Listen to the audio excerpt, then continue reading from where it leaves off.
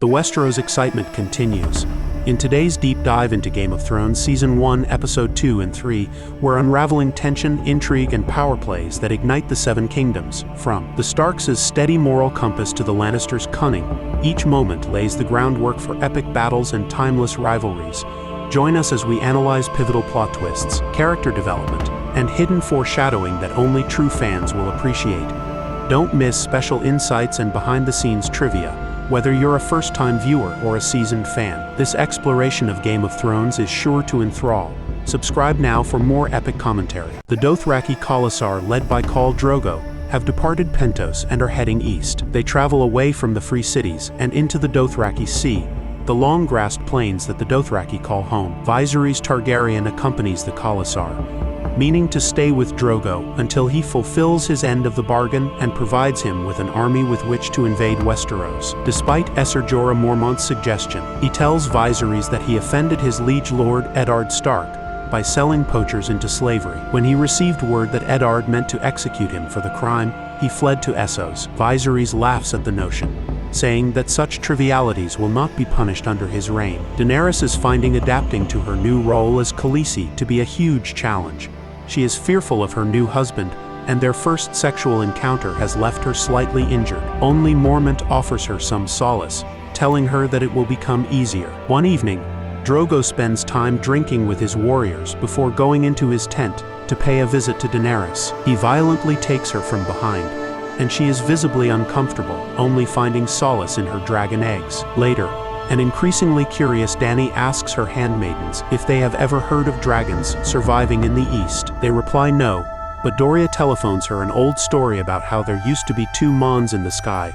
One wandered too close to the sun and cracked like an egg, spilling out thousands of dragons into the world. Dany's Dothraki handmaidens Irri and Jaqi dismiss the story, saying that the moon is a goddess, wife to the sun. Daenerys seeks the advice of her handmaid Doria, who instructs Daenerys on how to please Drogo in bed, but also how to use her skills to gain respect from him. Doria tells Daenerys that she is no slave, and should not have sex like one. Daenerys nervously puts these plans into action, and is surprised to find Drogo responsive, particularly once she starts using her body in combination with the Dothraki language to speak to him. At Winterfell, Bran Stark lies unconscious and badly wounded, his mother by his side. Tyrion Lannister insists to his nephew Joffrey that Joffrey pay his respects to Lord and Lady Stark, since his absence has been noted. When Joffrey refuses, saying the boy means nothing to him, Tyrion slaps Joffrey 3 times until he accepts his uncle's suggestion. Tyrion then breaks his fast with the rest of his family, informing them of his decision to journey north to see the Wall before returning to King's Landing. He also tells them that Bran is expected to live, and notes Cersei and Jaime's guarded reactions. Cersei visits Catelyn Stark, who is sitting by her son's side, and tells her that her first child, a beautiful black-haired boy, died of a fever. She and Robert were grief-stricken, and her prayers and tears were for naught. She offers to pray for Bran's survival, hoping that this time the gods will listen. Jon Snow has Winterfell's blacksmith, Mikken, forge a light sword for his sister Arya. Arya is excited by the gift and names it Needle. Jon also gives her advice on how to best use the weapon. Stick them with the pointy end. Jon urges Arya to practice every chance she gets, and they hug. Jon then visits his still comatose Bran to say his farewells, and kisses his forehead, before departing at his stepmother's cold request. Eddard then says his goodbyes to his son and to a grieved Catelyn, who is angered at his departure while Bran remains ill. Outside, Robb and Jon hug each other before they depart, hoping to see each other soon. The parties depart Winterfell. Jon, Tyrion, and Benjen Stark north to the Wall, and Eddard, Arya, Sansa, and the royal party south to King's Landing. At their parting, Eddard tells Jon, "You are a Stark. You might not have my name, but you have my blood." Ned also promises Jon to tell him about his mother the next time they see each other. Days later, on the King's Road south to the capital, King Robert Baratheon calls a halt to discuss with Eddard some dire news that has just arrived. Robert's spies have learned of Daenerys Targaryen's marriage to Khal Drogo, whose Khalasar is reported to number over 100,000 warriors. Eddard points out that the Dothraki cannot cross the narrow sea, as they have no ships, but Robert is concerned that the Seven Kingdoms will soon face another war. Robert asks Eddard about Willa, the mother of his bastard son, but Eddard refuses to enlighten him. Robert reminds him that at that time, they were in the middle of a war, and no one knew if they would ever return to their families. At Winterfell, Catelyn's refusal to leave Bran's side is starting to cause problems for the smooth running of the castle. Robb offers to work with Maester Luwin to put the castle to rights. There is then a fire in the castle, but this proves to be a distraction to allow an assassin to attempt to finish off Bran. Catelyn heartily holds the assassin off long enough for Bran's direwolf Summer to enter the chamber and promptly tear out the assassin's throat. The wolf then settles down comfortably in the bed next to Bran, silently assuring her of his continued protection. Traveling north, Jon and Tyrion talk, and Tyrion explains that he reads books to sharpen his mind, his greatest asset and weapon. As they travel north, the party is joined by several new recruits, rapers who chose to take the black rather than be gelded. Tyrion tells Jon that the Night's Watch is not the noble institution it once was, idealized with glorious knights defending the realm against the horrors lurking beyond the wall, and says that Jon is smarter than to believe the stories his wet nurse told him about grumpkins and snarks and other monsters. The party later reaches the wall. Benjen welcomes them, and Tyrion seems impressed by the wall's size. At Winterfell, Catelyn goes to the tower that Bran fell from and finds a strand of blonde hair on the floor. She summons Robb, Theon, Luwin, and Roderick Castle to tell them that she suspects that the Lannisters tried to kill Bran because he might have seen something in the tower. Robb and Theon are eager for conflict, but Luwin schools them to caution. Catelyn decides that Ned must know the truth and resolves to travel south to King's Landing and meet him there. Esser Roderick escorts Catelyn, while Robb remains in Winterfell to rule the castle in her absence. On the King's Road, the royal party reaches the inn at the crossroads, a noted way stop on the road south to the capital. Prince Joffrey's bodyguard Sandor Clegane introduces Sansa to Esser Island Payne, the king's headsman, a frightening-looking man who had his tongue torn out on the orders of the Mad King many years ago. Joffrey saves Sansa from this unpleasantness and takes her for a walk along the riverbank. They find Arya practicing her sword work with Micah, the son of the party's butcher. Joffrey pretends to take offense at Micah using a sword on the sister of his betrothed, and starts to gleefully cut Micah's face with his sword Lion's Tooth, but an outraged Arya hits him on the head with a stick. Joffrey quickly becomes violent and threatens Arya at sword point, but before he can hurt her, Arya's direwolf Nymeria attacks Joffrey, biting at his arm. Micah runs off, and Arya throws Lion's Tooth in the river before running off herself.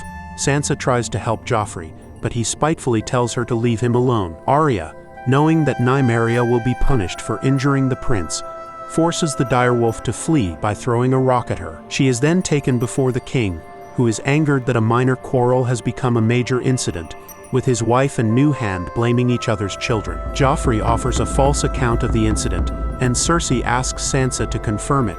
Put in an impossible position, Sansa refuses to contradict him, enraging Arya. The king decides to let Ned discipline Arya while he will do the same to Joffrey, but Cersei demands that the direwolf be put down. When Nymeria cannot be found, Cersei spitefully requests that Sansa's direwolf lady be killed instead, and Robert acquiesces, upsetting Sansa and further angering Arya. Furious, Eddard attends to the matter himself, passing the Hound arriving with Micah's bloodied corpse. Eddard is shocked and disgusted, and when he asks if the Hound rode Micah down, the Hound responds that he ran but not very fast. Eddard kills Lady with a dagger, and hundreds of miles away Bran awakens. The royal party reaches King's Landing.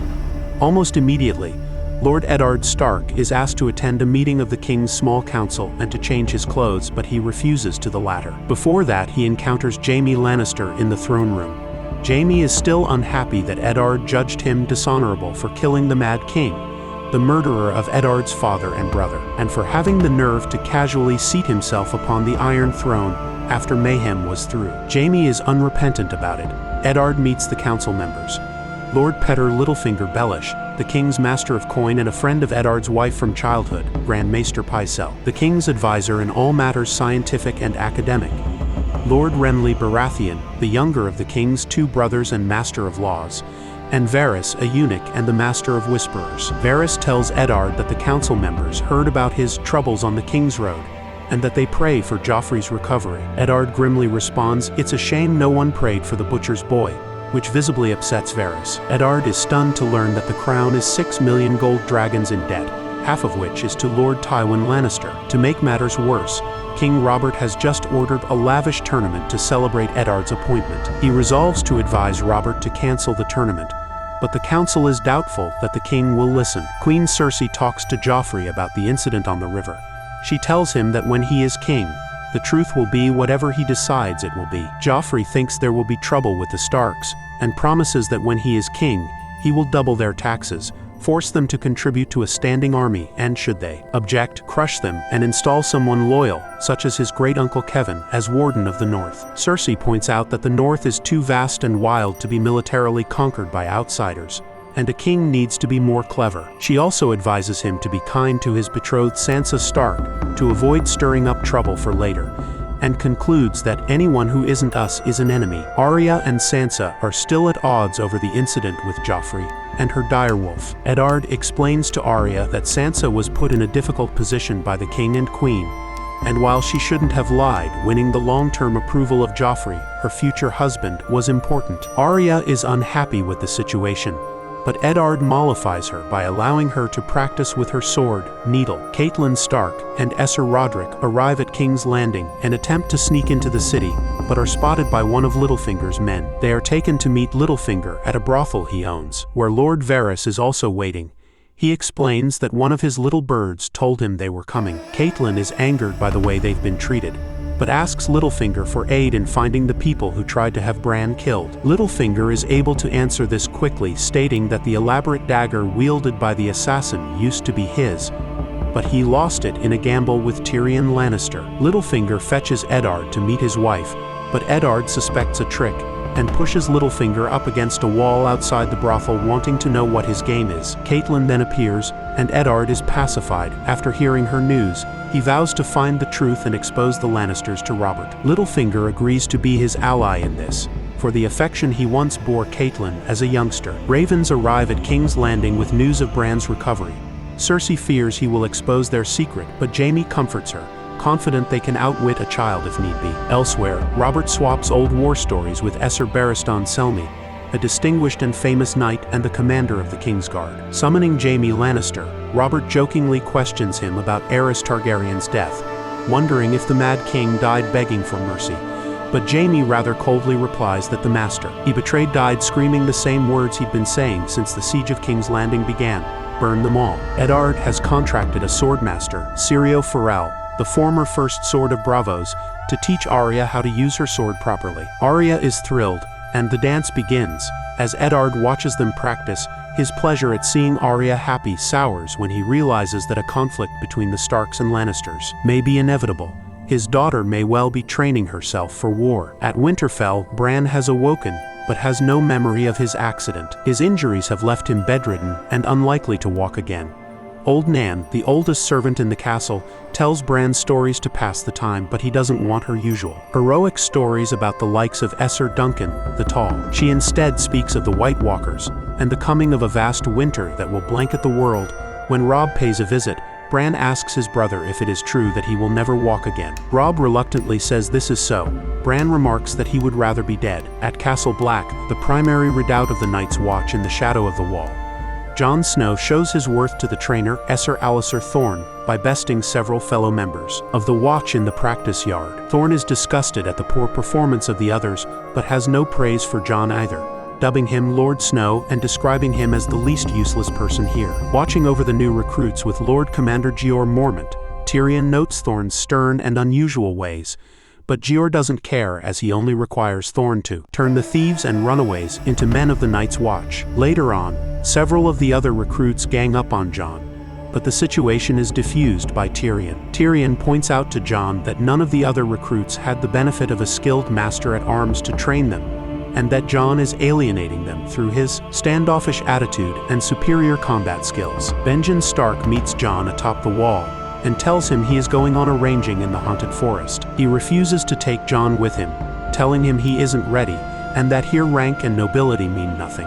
Every man must earn everything he gets. Before departing, Benjen stops by the eating area to say farewell to Yoren, a fellow Night's Watchman who scouts for new recruits in the capital. Benjen also scolds Tyrion for his naivety regarding what is north of the wall, and states that Tyrion has no authority to say what is or isn't beyond the wall, as he hasn't been out there himself. Later, Tyrion discusses north of the wall with Jeor Mormont and his chief advisor, the ancient and blind Maester Aemon. Jeor asks for Tyrion to intercede at court and get the Watch more men, as they are dangerously undermanned.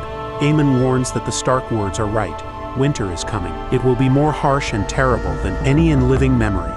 More dangerous things than just wildlings might come with it. After all, one of their number swore that the White Walkers had returned, right up to the moment Ned Stark cut his head off. Tyrion admits his skepticism that supernatural creatures might exist, but he agrees to bring word to his queen. Before departing for King's Landing, Tyrion fulfills an old ambition by climbing to the top of the wall and urinating off the edge of it. He and Jon share a moment of fellowship before Tyrion departs for the capital in the company of Yoren. Daenerys commands the Khalasar to halt on a whim, exercising her growing authority and power. Viserys does not take well to being commanded and threatens his sister, whereupon he is lassoed around the neck by Ricardo, a Dothraki warrior wielding a whip. Daenerys calms the situation, and Viserys is forced to walk, a sign of shame amongst the horse-riding Dothraki.